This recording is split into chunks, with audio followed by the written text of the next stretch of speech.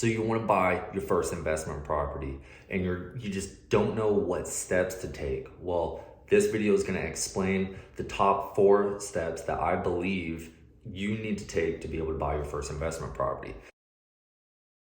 If you're new to the channel and you don't know who I am, my name is John.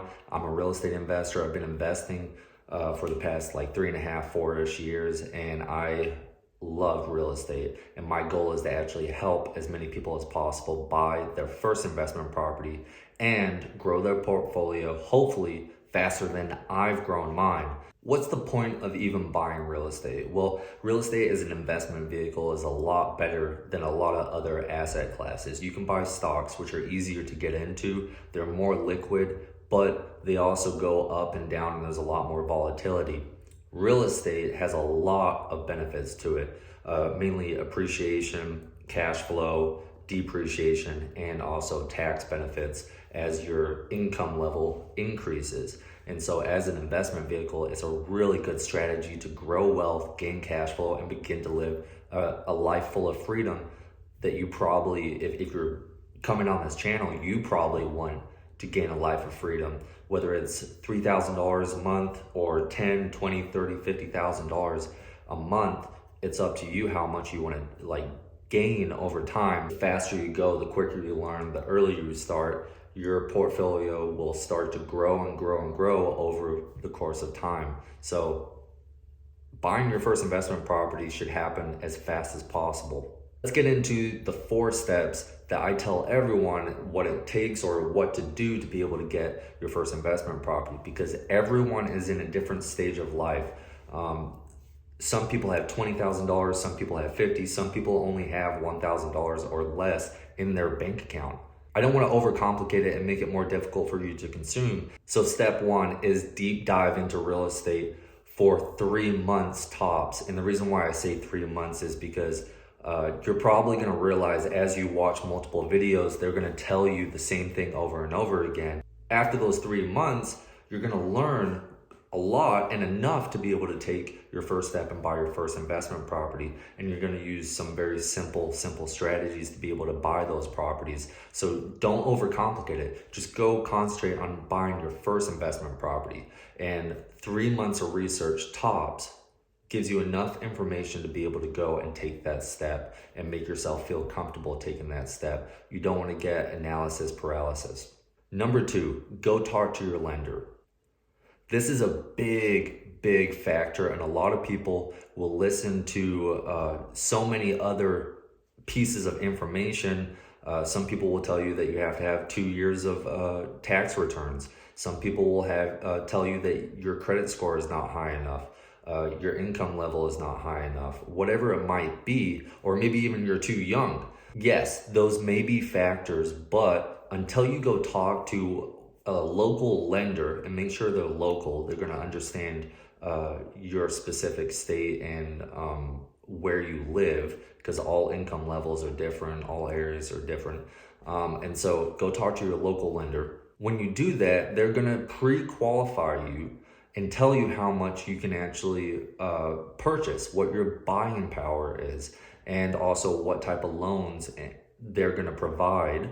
And so they're going to tell you how much you need to bring down, whether it's using an FHA loan, VA loan, or a conventional mortgage to be able to buy an investment property. They're going to tell you whether you need 3.5%, 0 down, or 20% for other investment properties. Go talk to multiple lenders. Don't worry about it hitting your credit. It's not that big of a factor. It drops off after a couple months, I think. And so go talk to those lenders. If they come back and they say, oh, we can't pre-qualify you, they're going to give you steps on what to do to be able to get more buying power. They're going to tell you to pay off your debts, figure out how to earn more, get a side hustle, whatever it might be. They're going to tell you what the issues are for you to be able to get those that bigger and higher buying power. So that's step number 2. Go talk to your lender, see what you can get pre-qualified for, see what loans they can give you, how much they're expecting down payment and closing costs to be, and really ask them as many questions as possible. Go talk to multiple lenders, and whichever one you feel more comfortable with, go with that individual. Once you get pre-qualified, the next step is go talk to a local realtor. Your local realtor is going to be able to get you on the MLS for your local area and provide you with your criteria. So if you're a first-time home buyer, you're looking for your first investment property, go to a realtor and tell them, hey, I'm looking for my first investment property. Because you already talked to your lender, you're going to know what type of loan you're going to use. So are you going to use an FHA loan? Tell them that, hey, I'm going to use an FHA loan because FHA loans and VA loans have different requirements on the conditions of the properties that you buy. A conventional loan where you put 20% down is a little bit more flexible. Talk to your local realtor. Get on their list. They're going to start sending you the properties that you're looking for. Are you looking for a single family home? If you've got the FHA or the VA loan, you can go up to 4 units as long as you live in one of those properties. Obviously, talk to your lender and find out what those requirements are because the rules are changing all the time. But I bought my first investment property using an FHA loan. I lived on one side of the duplex, renovated the whole thing, rented out the other side, and completely covered my mortgage. Me and my wife lived rent-free and made a little tiny bit extra for an entire year until we moved out of that property and bought our personal home. Once your realtor starts sending you more and more properties, you're gonna have so much more information to start going off of, and you start analyzing every single property that they bring to you. Go ask to walk through as many properties as you can. I understand that you may feel like you're taking up their time, but you've talked to the lender, you know you can buy X amount of property, whatever your buying power is, and go walk those properties. Because you've already done step one, which is research how to buy your first investment property, you're gonna learn how to analyze deals. And so every single property, analyze. And then step four, number 4 is gonna be save, analyze, and buy. And I know that sounds like multiple, but you're going to be saving through each step of the process. So 1 through 3, you're going to be saving. So during this entire process, you're going to save, analyze, because you're analyzing every single deal that the realtor sends to you, and then buy. Number 4 is buy, execute. That's how the number 4 finishes off. Go and buy your first investment property. It doesn't have to be perfect. As long as you're paying less in rent, good for you. Seriously, good for you. You have now decreased your living expenses and now you can save more money. Also, you gain appreciation, you pay down the debt, you are able to keep on saving more and more money because you decrease your expenses. Analyze as many deals as possible so that you can get the best deal, and it depends on when you want to buy your first. You could be in your first investment property within 6 months. I've seen it done faster. I know guys that have said, hey, I'm gonna buy my next property in the next 30 days. And they do that. They go out, they find a good deal, and they get it under contract and purchase it.